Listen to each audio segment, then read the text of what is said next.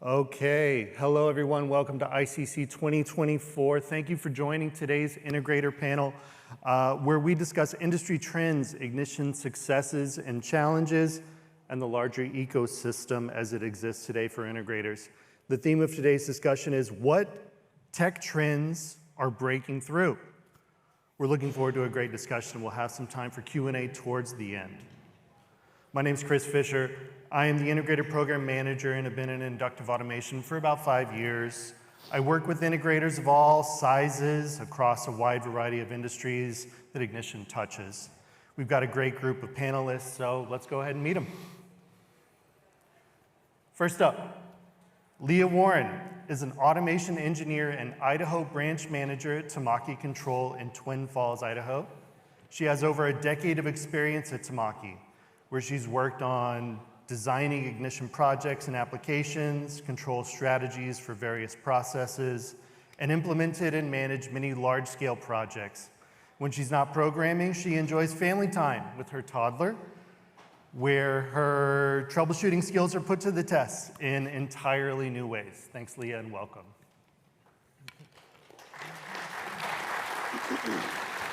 Moving on, Morris, or Mo, Moore is the manager of software services and IoT at INS. He has 25 years of experience in the SCADA automation and IoT fields in almost every vertical from oil and gas, food and bev, renewable energy, warehouse and transportation, and more. INS Software Services specializes in data integration and edge-to-cloud technologies, and they're a premier integrator for the inductive automation ignition platform. Mo's team are early adopters of the MQTT Sparkplug standard and are certified in several data lake technologies, such as the Cirrus Link IoT Bridge and Snowflake. Mo, welcome. Moving right along, we've got Anh-Tuan Tran from RoviSys. Anh-Tuan has more than 18 years of automation experience tackling customer challenges ranging from DCS, PLC, and HMI SCADA system layers to complex MES implementations. Since discovering Ignition in 2017, Anh-Tuan has been a continuous advocate for Ignition, enhancing data usability for manufacturers through both out-of-the-box and customized platform solutions. As a manager at RoviSys, he leads a team of specializing in information data systems and OEE configuration for CPG companies. Anh-Tuan focuses heavily on solving customer problems to increase efficiency, enhance visibility, reduce downtime, and ensure his team follows the DXOps transformation standards for successful implementations and improvement of overall profitability. Anh-Tuan, thank you and welcome. Thanks, guys. Moving right along, we've got Remus Pop. Remus is a partner and CEO of Concept Reply. Remus is a recognized industry expert in Industry 4.0 and digital transformation with a long background in manufacturing that spans several industries. Part of the Ignition community for a very long time. He's helped with enterprise manufacturing clients design strategies to deploy and scale smart factory initiatives across the globe. In his current role as partner and CEO, Remus is striving to build the integrator of the future by building a team of combined OT and IT professionals. Remus, welcome. Hey, Chris. Yeah? I didn't know that Remus was such a San Francisco fan. Well, Mo, I'm actually not a San Francisco fan. I am a very big Detroit Lions fan, and last year I made a very unfortunate bet with Lester Aries and Benson Hoagland. And so now I have to wear this silly red shirt on stage in front of everybody. Sorry, I'm sorry. Hopefully Lester's here to collect on that bet. Sorry about that, Chris. Thanks for sporting the 49ers their jersey for us NorCal folk, Remus. All right, last but not least, we've got Brian McLaughlin. He's a system architect with SL Controls /NNIT. He has over 12 years of experience in developing cutting-edge manufacturing automation systems across a wide range of industries. He's been in the forefront of designing and delivering advanced SCADA and MES solutions for top-tier clients in the medical and pharmaceutical sectors, driving innovation and efficiency in highly regulated environments. Brian, thanks so much for joining us. Okay, as I said, we're going to do a little barrage of questions here, then we're going to do some Q&A. So let's kick things off. Leah, we're going to start right here with you. First question, what advice would you give to a new integrator entering the industry? So I kind of have two answers for this. Number one would be don't ignore cybersecurity. You don't want to be the reason we're an access point for a lot of these plants. And if you're the reason ransomware ends up somewhere, I mean, that can completely destroy a reputation. It can tank a company. So that's something to be taken very seriously. There's things like the NIST audits that you can do to kind of help with that. And then second would be to design a very cohesive UI, and that kind of starts with, I think, a lot of design upfront and documentation of that, which all of us, it's the boring part, but it's the part that unifies the team. Because engineer A and engineer B will design two things completely differently, and you want your operators to have a cohesive experience, especially if you're doing a large integration. How about you, Mo? So I'll take a stab at that. We do more enterprise layer applications with the ignition system. So when I get first introduced into the business, one of the things that over the last 25 years I've noticed is that as a young engineer, I didn't listen well to problems, and I still slip into that today. But when I see integrators, I want to say, really listen to your customers' problems, because one of the fortunate things about using ignition is that it has so many potentials to solve so many problems. So focusing on the customer and their problems, if you're solving a problem, you're usually A, making the customer happy, and B, it's financially and gratifying as an integrator, because we always want to solve problems, right? So my take is a little bit more philosophical. So if you're a new system integration company entering the industry, it's really important to establish that culture and that set of values that's going to take you building sort of like that culture where when you go into a project, you kind of understand what your goals are, so that as you enter and do more projects and you grow as a company, you always have those values to look back in, so that you don't lose sight of where you started. Yeah, awesome. Like Mo, I think for me and what we try to do at Reply is focus a little bit more on the IT professional. And by IT professional, I don't mean service desk and help desk and that sysadmin type role. I talk more about the idea of the cloud solution architect, the data scientist, the expert in understanding how systems play at a very large scale. When we work with manufacturing customers that have 150, 200, 300 facilities, understanding how to scale an application across all of those while maintaining security, like Leah said, is incredibly important. So I think the trends of the industry are moving much towards that cloud environment. And so I would say to any new integrators or any integrators looking to expand, take advantage of the large market of available IT professionals and look at adding someone to your team that could bolster that side of the skill set. Yeah, I completely agree with what Remus was saying there. I think for any new integrators now, it's going to be essential for them to develop skills in different layers of the manufacturing pyramid.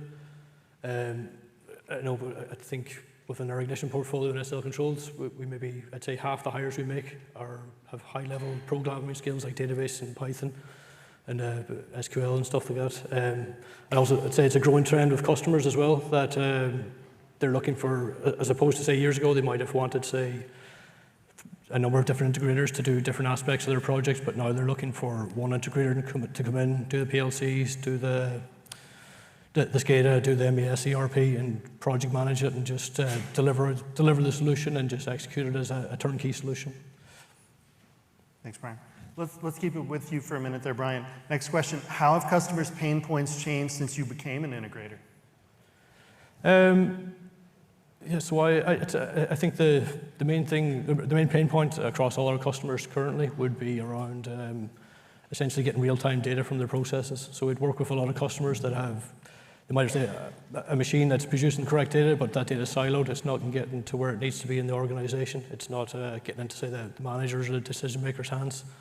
So we do a lot of projects around that, and I suppose associated with that as well, you've got the data integrity. So as you bring that data up through the manufacturing layers, It's ensuring that that data is correct and it's not getting manipulated or transformed as it makes its way to wherever it's needed to be. So as unified namespace is kind of a good way of doing that, and we're looking into that currently. Yeah, I think for me, I've always been, I think, on a little bit of the unique side of the Ignition Integrator. In the 12 years I've been deploying Ignition projects, I've never once deployed it as a SCADA. So for me, it's always been a rapid deployment, rapid data platform. And so our customers' changes typically have been coming around what I was talking about earlier, is how do we scale this across a large enterprise, or how do we gain more business value, kind of like what Anh-Tuan was talking about. How do we gain efficiency? How do we gain more profitability within the company? How do we understand how technology can solve our problems? I think the challenges that we see today, I say a lot, like before COVID, we had to sell why companies needed to digitally transform. I think COVID solved that problem for us. And now it's more about selling how companies can digitally transform, and Ignition becomes that platform for doing that. Yeah, for us, our customers, their biggest pain point is the IT group whenever they're trying to implement these Ignition projects. And that becomes our pain point when we're doing these projects. So we actually have to have a dedicated group that can speak the OT IT talk. They know the jargon, they know the lingo. Yep. And then IT operates in a totally different timeline from the way we execute projects. So it becomes a major pain point for us to try to get them to spin up VMs or give us more resources when we need it, especially when we're trying to get a system to perform a certain way. So that's just the reality of things. And then, their IT wants certain security settings and they want to update systems on the controls layer automatically. And that breaks a lot of stuff. So there's a lot of planning that we have to do when we're working with customers now, just to make sure that we make the IT gods not get too angry at us when we're implementing our solution. So I'd say INS has always been kind of a niche group in the integration space. Similar to ReMIS, we're more enterprise layer application. But I think the challenges we've seen over the years was, ReMIS made a really great point. Before COVID, Industry 4.0 was growing quickly, it was kind of doing its thing, but when COVID hit, it was very clear you had to be remote, you had to have remote data. INS kind of specializes in remote communications and things like that, so we were early adopters on MQTT because as these IoT gateways and stuff were getting into the industry, we needed low bandwidth capabilities, store and for, report by exception. I feel like the Industry 4.0 has really taken off over the years with the help of Inductive, but I think now the challenge points have escalated and grown and morphed into more of the cloud solutions, and then how do you model data, because the pain points have changed. So we've got the data now, we've solved that problem, and everyone feels really good about like the Industry 4.0 connectivity, but now it's how do we use the data and how do we model it right, and then we work with teams like ReMIS and them who really bring that together and stuff like that, and we work with teams like Leah and them who really execute at the plant floor layer and then into the enterprise layer. So challenging stuff like that, but partnering with other integrators and then knowing that next level of how to get that communications working at the enterprise layer. Yep, I think Mo pretty much covered it. 10 years ago, our issue was, okay, how do we get the data? And that's when we discovered Ignition, because you used to be limited on the number of historical tags you could have without paying a lot of extra money. And now it's really morphed into what do you do with that data? How do you use that data to make informed business decisions, which has really been a theme of this conference, and we've seen a lot of the ways that people have done that and a lot of the new technologies that are coming out that will help us continue to do that. Gotcha. Okay, here's an open question. Mo, I want to start with you, though. When building an edge-to-cloud solution, what's a common misstep integrators make? Repeat it again. When you're building an edge-to-cloud solution, what's a common misstep that integrators often make? I'm going to go back to his point with the IT group, right? So as integrators, especially in the SCADA space or the automation space, you find yourself in an IT-OT convergence. So working really well with the IT teams, I mean, the cloud-hosted solutions bring their own networking challenges, virtual networking, virtual resources, using services instead of having VMs necessarily. So I think a common mistake is that we try and apply our traditional on-prem models to the same concepts, and the IT teams will often say, well, why not this service, or why not that service, or they want to go to containerization, and that's a good model to have. So you sometimes, early mistake we made when we first started getting into cloud-hosted solutions was not working well with the IT teams to fully understand their management concerns and what they would have to do, and then really researching and developing when to use a service for AWS or an Azure service versus like your traditional VM localized server service or something like that. So it was a growing pain for us, but it was a good challenge. It was something that helped us learn something to be unique with it and adopt where the technology was going. Gotcha. Anybody else have a? Yeah, a common mistake that we're seeing is that edge devices are sitting at the plant floor and they need to be incredibly robust. And a lot of times people, they see all these different vendors and they have all these fancy edge devices, but they're not tested enough. You know, they're not tested in that environment. They didn't take the time to understand if this device is going to work in a dusty environment that's really hot in a panel with no AC. You know, so like a lot of times when you're putting in these edge devices, you really need to plan the location of where you're going to install it, and then who's going to manage it, and then make sure you actually have spares if it does go down for data integrity purposes. So when you're starting out and you're thinking about implementing edge, make sure that you use a product that has a lot of, you know, industry experience in terms of like trust. So that's my advice to you guys there. I'll build off what Anh-Tuan said. I think when you do that, when you do it well, also don't be afraid of failure. Sometimes the device you pick won't work for your application or just won't be good. And when you do fail quickly, right? Be agile in your, you know, one of the problems we see when people build this kind of strategy is they don't plan for the adaptability and understanding that every factory that we go to will be different than the last. Every machine we talk to will be different than the last.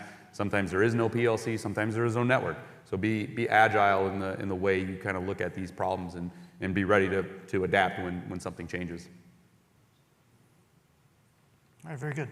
Okay, next question. This is an open question for anyone who wants to answer. What are the most relevant industry trends in your business today? Anybody?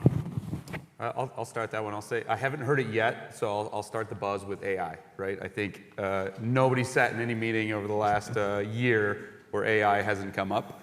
And so I think that's definitely been the biggest buzz. I can tell you on my team, every one of my developers has a ChatGPT Pro license. We use it on a daily basis, multiple times a day. It can be really good at repetitive tasks, answering emails, even code scripting, sample scripts. Obviously, you have to check the work. It's not completely guaranteed that it's going to be great, but it can rapidly accelerate the time to doing certain tasks within an organization. So I think for us, I think the biggest trend is AI. I think there is substance to a lot of it. I think a lot of us in this community are pretty used to buzzwords, and we can sometimes scoff at the idea of AI because everybody's talking about it so much. But there is absolutely some real world applications, and some people are doing some really interesting things in that space. Vision AI comes to mind, right? Like vision checking problems have always been a problem, right? Lighting changes a little bit, now our vision system doesn't work anymore. AI gives us that adaptability in our vision systems to accommodate changes in the environment, changes in lighting, changes in product, because they're taught what the good part looks like, and they can accommodate different things much quicker than a traditional vision system would. And then kind of going off like the AI, predictive maintenance is definitely something that a lot of our customers are very interested in. We've done a few machine learning applications that have essentially allowed them to not buy more very expensive monitoring equipment because we can kind of infer what's going to happen from the sensors that we already have. So that's definitely been a trend that I've seen going forward. And I'll piggyback off both of them because I like to do that. And I'm going to use a buzzword because you have heard it a lot this week. UNS, so data modeling. It used to be we would shove a lot of data in there, and I think a lot of us always kept kind of ISA 95 standard as we were putting the data in. But thinking more outside the box of multiple systems using the data now. So now that MQTT has grown in popularity, you have a lot more systems that can consume the pub sub model. And so when you're talking about machine learning and Remus with the AI stuff, a lot of that is contingent around a good data model so that it can process that data rapidly and utilize it. So.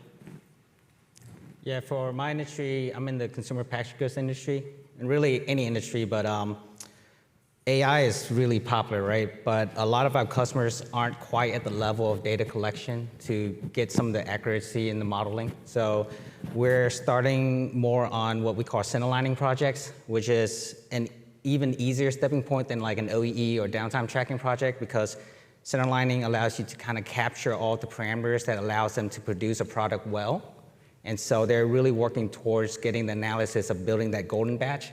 And so our starting point is really just trying to figure out how to capture the right data so that they can get predictive product quality. And we find that to be the biggest ROI in terms of AI usage, because if you can predict the quality of your product, then you could potentially stop a process before you have all that scrap. So the use case in AI in that space is huge. And immediately, if you can prove to a customer that you can predict the quality of a product, whether it's going to go bad or it's going to be produced well, the value is incredible. Yeah, I completely agree with the guys on the AI. Looking at definitely an increasing trend.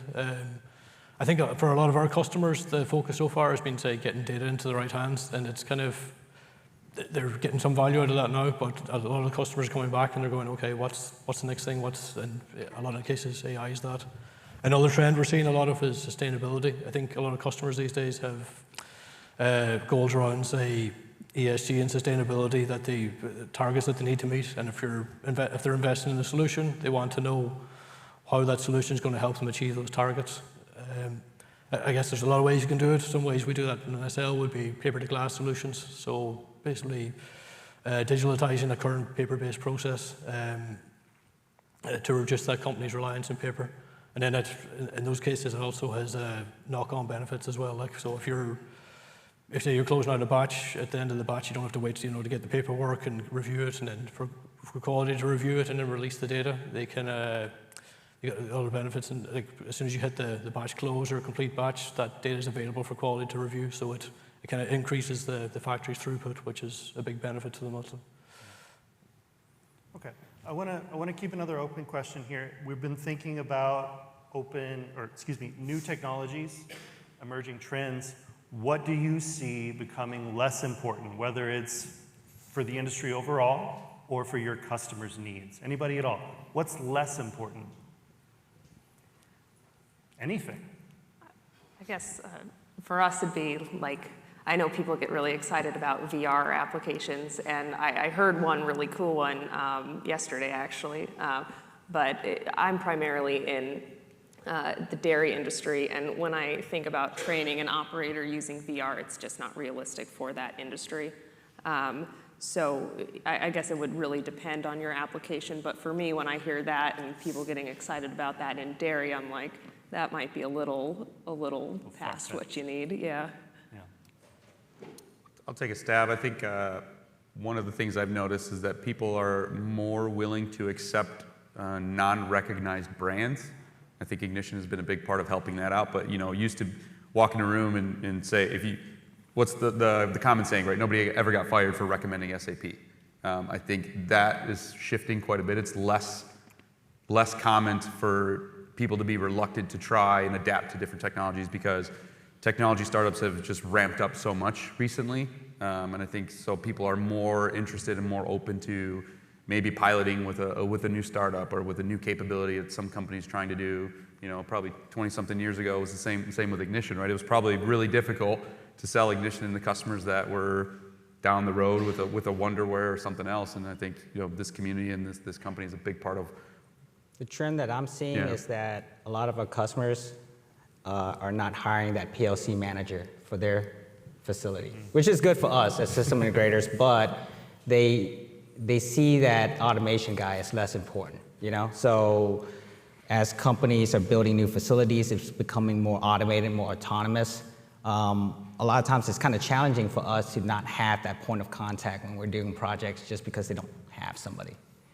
And then immediately on the IT side, they feel it's less important to have a large IT team, so they're outsourcing that service to another IT corporations to handle their IT service. And that creates challenges for us, because sometimes you don't get the right folks that really understand that customer. So we have challenges there, but at the same time, it also creates a lot of opportunities for us in terms of other project offerings that we can do. So it's less important, but no, they're gravitating towards system integration anyway, so that's okay You guys for are us. making lemonade. Yeah. Yeah. Yeah, I'd say what's becoming, although like say unified namespace and MQTT, they're not new technologies by any means, but a lot of our customers would be in say the regulated sectors like say pharma and medtech, and traditionally due to high levels of regulation, they're quite hard to, due to high levels of regulation, it's they're slower to adopt new technologies, but I definitely see a trend of that changing in the last say 6 to 12 months, and there's more and more customers asking about it. For regards to what will become less so in the future, I'd say maybe Windows-based communication like OPC, not today or tomorrow, but maybe 10 years time. Like that. Brian, let's hang with you for a minute. How do you manage the expectations of a customer who's stuck on a legacy brand? Sorry, can you say the question again? How do you manage the expectations of a customer who's stuck on a legacy brand? Yeah, so I'd say, sorry, you might just kind of mind one blank. You might skip over me. You might skip over me for that I'll one. jump in. For us, we've developed this concept of a hackathon, and so in order to get customers over this reluctance to be able to adapt to new technologies, there's a big idea of like, well, show me, right? So we have this free offering that we do for our customers where we will show up in their factory enabled with Ignition and sometimes some Opto22 and some Snowflake capability, and we'll launch and build a pilot in real time in a matter of a couple of days. Yeah. And so that's been a way that we've been able to kind of break through that reluctance of, I don't want to spend $200K on some new system integration platform or something, some project before I know that it's going to work, right? So everybody wants the comfort blanket of knowing that it's going to work. So a hackathon is a good way to do that. Yeah, demonstrations are extremely effective. I mean, we don't really have to sell much after we demo it because the customers sometimes don't know what they don't have. So when you show them like the potential and the opportunity, we've seen a lot less, pushback. And then kind of going back to, I forgot who was saying it, but the adoption of, technology that's maybe not as known or doesn't have the name brand. It used to be selling Ignition was hard because they didn't trust the longevity, they didn't trust the support. It wasn't a name that they recognized, and we definitely have a lot less of that now. People aren't saying, we're not having to convince people on Ignition, let's say. They're telling us they want it, and we're saying, okay, this is what we can do with it. Yeah, and based off what Leah was saying, if you look at the cost factors and you look at the way like Inductive comes in and are charging by tags, the simplicity of selling it, the simplicity of the support cost, the wide range of integrators, right, that are out there now, it really becomes a self-selling solution, and you become more of a, now, how do I help you implement this less? We don't have to deal with a lot of legacy products at the application layer that we are in enterprise, but it really becomes much easier to sell it. And then I would say, like, traditionally speaking, Inductive has kept up really well with security, with all of the IT convergence stuff that they need to, so it just becomes an easy adopter. Legacy products, a lot of them just don't compete in that way. Yeah, for us, we use a scorecard system.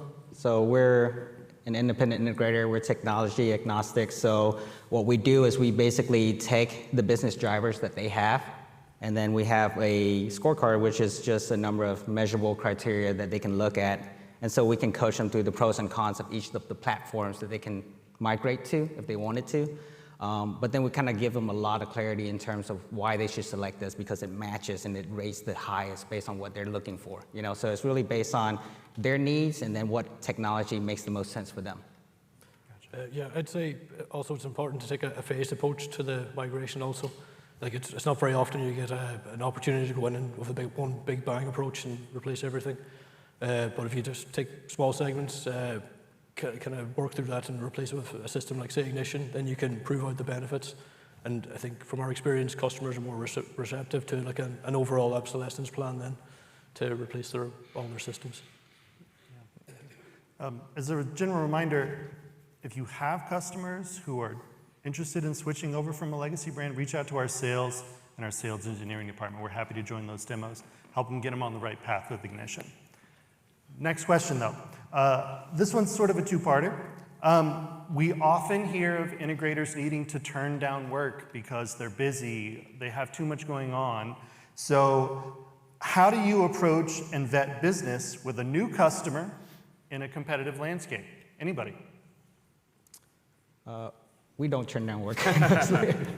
Well, we rarely do, and if we do have a project that we feel we can't do it, we will actually collaborate with our other offices. We have 17 locations worldwide. So there have been a lot of instances where we've actually passed work over to another office so that they can handle that work. But it's really just collaboration. And then honestly, if the work doesn't make sense for our company as a business, we have a lot of partnerships that we'll leverage, and then we'll give them that lead. And then if we can supplement in any way based on that project, we will collaborate with that team. Yeah, and I'll work with that one because I've worked with Leah before, I've worked with Remus before. There's a lot of things where INS doesn't play, and recognizing that, and then you always want to promote the technology, right?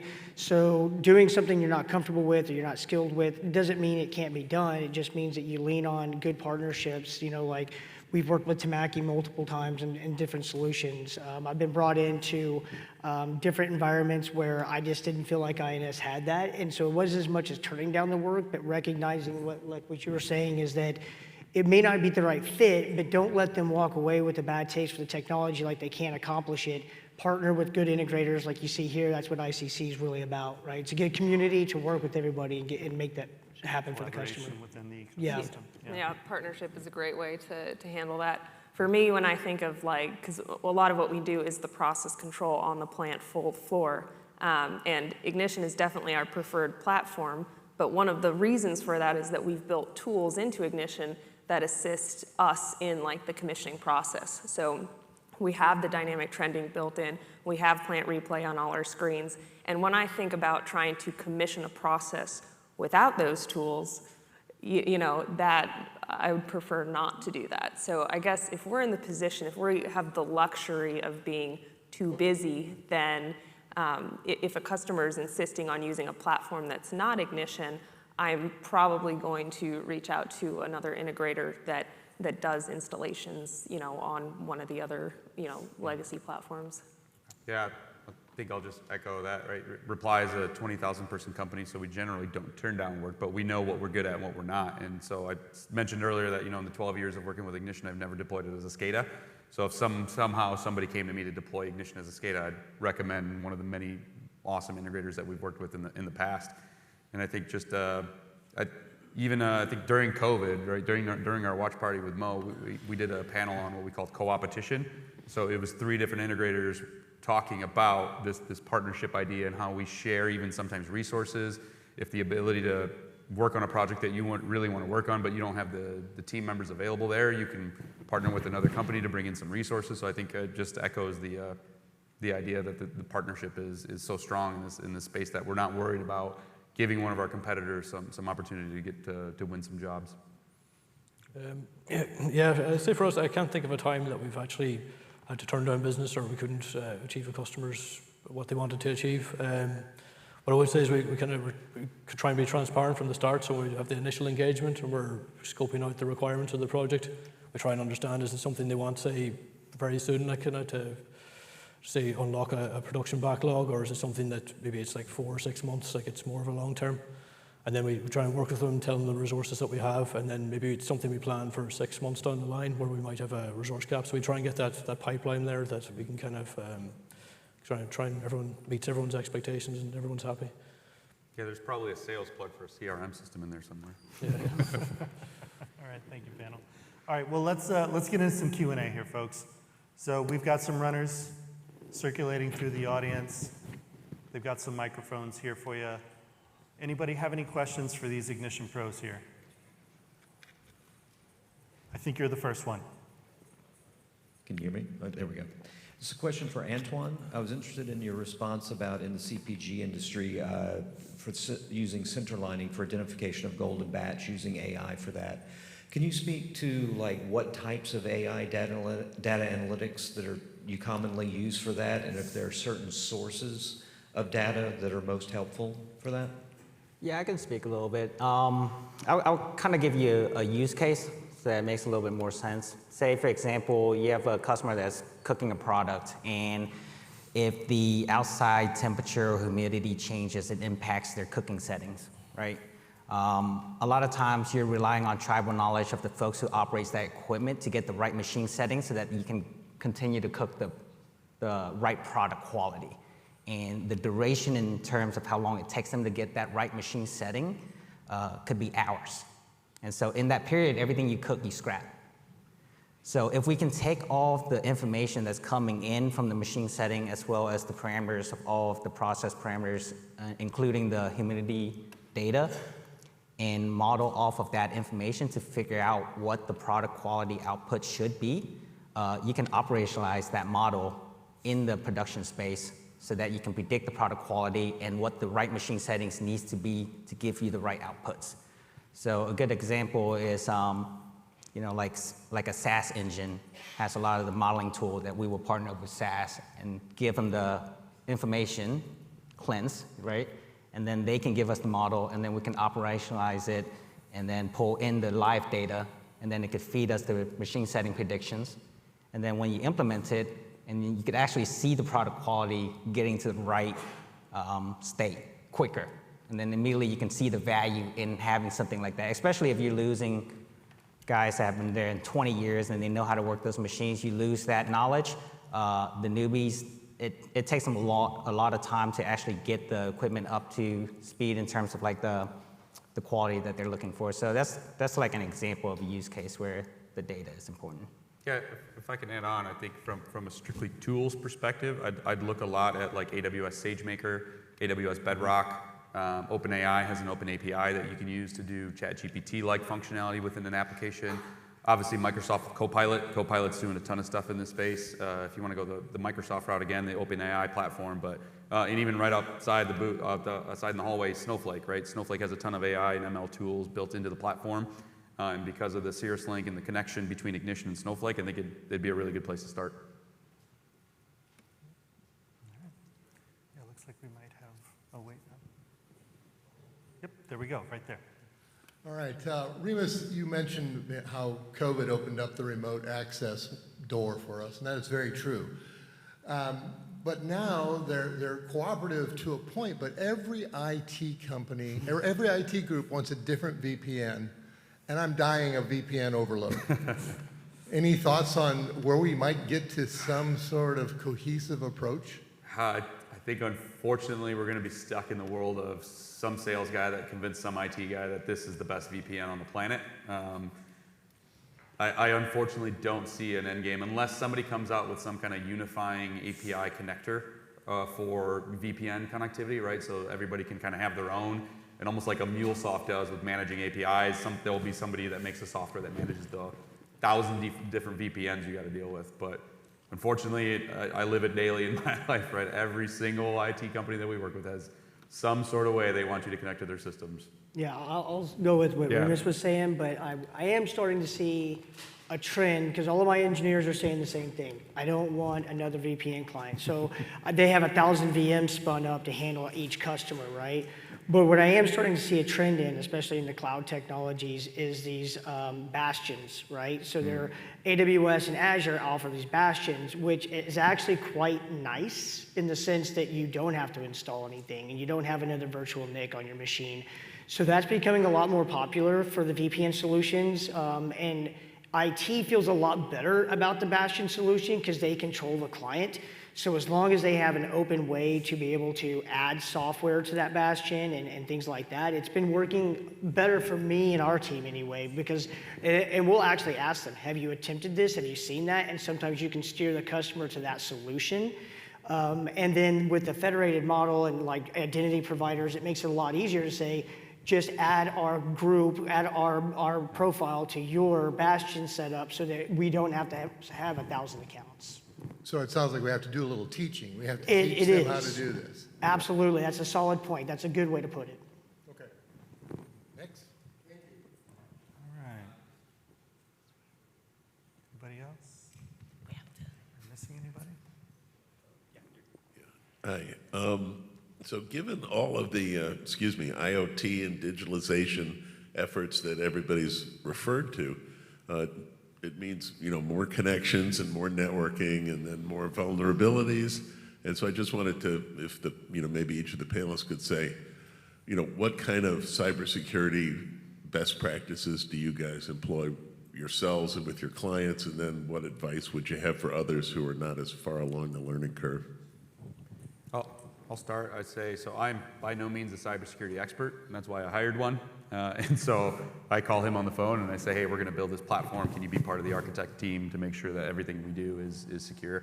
There's a lot of public documentation. I think Carl was up on stage talking the other day about some of the security things that they go through.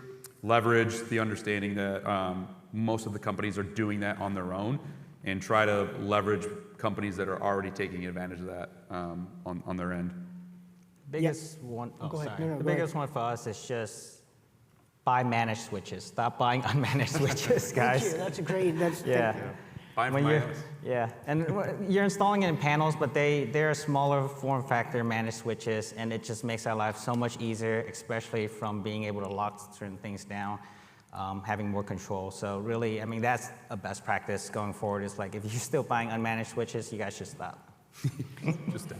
I'll say that we get approached with this a lot because our company does a lot of industrial networks, and so the first thing we start with is the concept of the zero trust, of course, right? So you need to, it's really hard on the plant floor to enforce operators to have logins. It's not common because it adds a lot of complexity, right?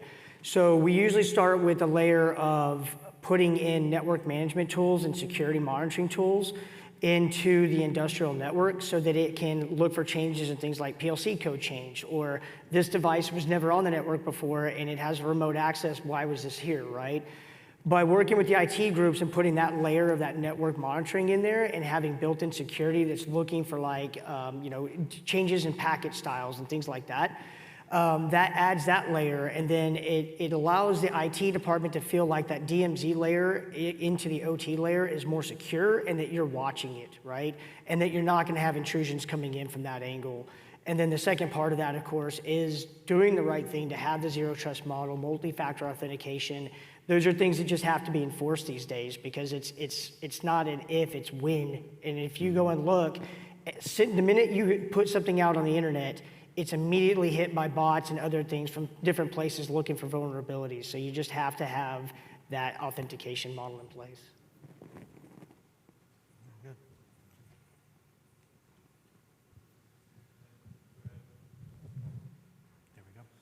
Oh, hello.